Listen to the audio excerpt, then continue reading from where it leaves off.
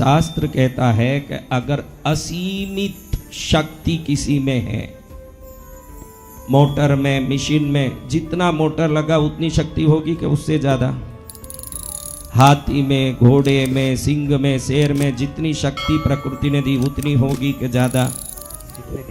मंत्र ही एकमात्र साधन है जो ब्रह्मांड को हिलाने की असीमित शक्ति रखती है। उसकी शक्ति का कोई लिमिट नहीं। हाथी के, घोड़े के, शेर के, सिंह के, व्याघ्र के, मोटरों के, यंत्रों के, सबकी शक्ति लिमिट है। मंत्र की शक्ति हाँ असीमित है।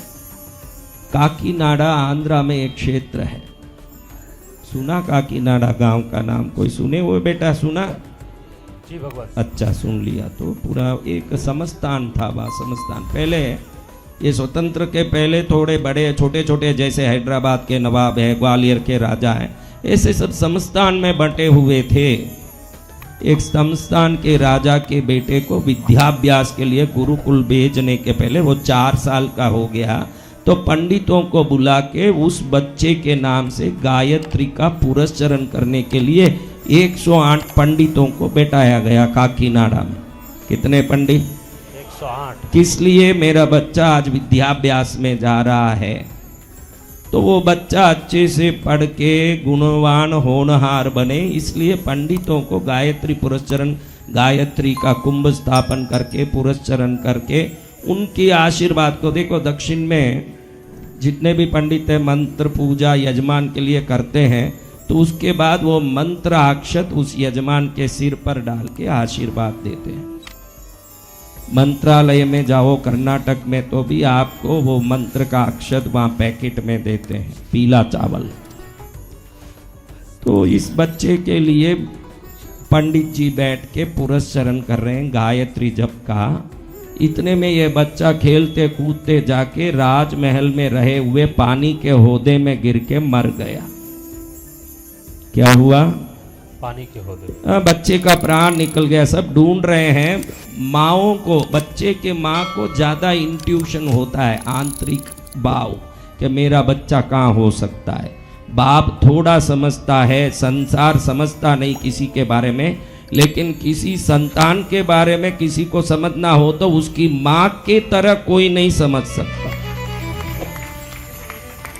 माँ ढूंढती हुई गई तो देख ली कि भाई ये पानी में गिरा है, मुर्दा हो गया, और पढ़ के भी कई 6-7 घंटे हो गए, कोई देखा ही नहीं उसको। अभी संसार आपकी कैसी है? तुरंत चीख चिल्लाट करके बच्चे के लिए रोना चालू कर दें, पूरा वातावरण को बिगाड़ लें। उस माँ ने सोचा कि अगर मैं अभी चिल्लाऊंगी इस बच्चे के लिए, अभी पंडित जी जप कर रहे हैं, उनका भोजन भी नहीं हुआ, तो मुर्दा जिस घर में है उसमें भोजन कौन करेगा? और हजारों लोग यहाँ आमंत्रित हैं, वो भी भोजन नहीं किए। इस बच्चे के कारण सब आए और इसी बच्चे के कारण यहाँ व्यवधान पड़ जाएगा।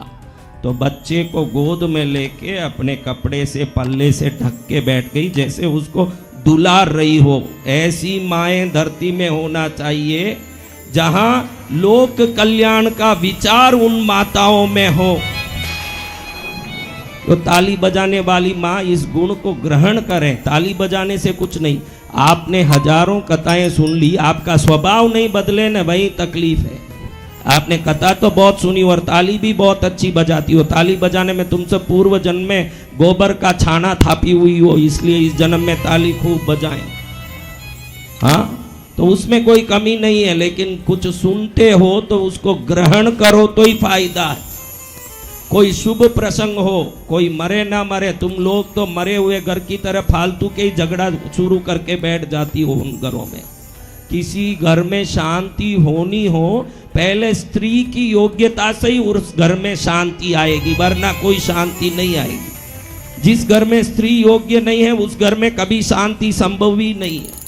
कैसी देखो वो रानी उस बच्चे को गोद में लेके ढक के बैठ गई, जैसे उसको दुलार रही हो। किसी को, खुद उस बच्चे को, बाप को ही मालूम नहीं पड़ा कि मेरा बच्चा मरा हुआ। रानी सोचती है कि सबका भोजन हो जाए, ब्राह्मणों का भोजन हो जाए। हमने ब्राह्मण भोजन का संकल्प किया है, आज के सब ब्राह्मणों को भोजन कराऊंगी। और ये सब बच्चे का ये दुविधा देख के सब लोग, सूतक के घर में कौन हाथ लगाएगा भाई, कौन खाएगा, कौन मेहमान फिर वहाँ राजा के घर में कुछ हुआ हो तो शोक नहीं भी हो तो शोक दिखाना जरूरी है, क्योंकि वो राजा है, उसके सामने हमको नाटक तो करना ही पड़ेगा। तो सब दुखी हो रहे हैं। बच्चा यूं जब तक गायत्री का पुरस्चरण पूरा हुआ, सभी पंडित जी जो दशांश यज्ञ करके यज्ञ का प्रसाद और अक्षत लेके उस बच्चे को बधाई देने, आशीर्वाद देने हाथ में अक्षत लेके आ रहे हैं।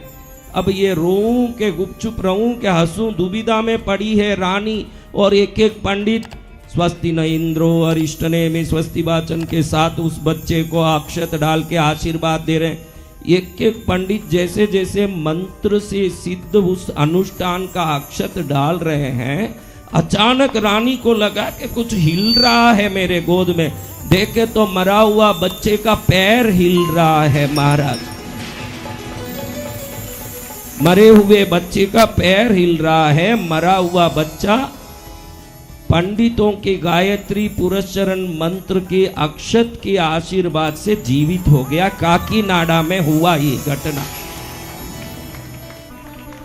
मंत्रों में जो शक्ति है उस पर विश्वास करें तो 1 करोड़ प्रकार से प्रयत्न करके सफल होने के लिए जो लोग काम करते रहते हैं और दुनिया में हाथ पैर मारते रहते हैं, मंत्र के एक छोटे से आशीर्वाद से वो दुनिया के किसी भी उच्च शिखर पर पहुंच सकता है। ये ताकत मंत्रों में अनवरत है। जिसलिए मैंने आपको ये घटना, सच्ची घटना सुनाई कि जहां मुर्दा बच्चा भी मंत्र यज्ञ का आशीर्वाद प्राप्त करके जीवित हो गया। तुम तो जिंदे ही हो पहले से, अगर भक्ति अच्छे से कर लो तो कहीं भी पहुंच जाएं।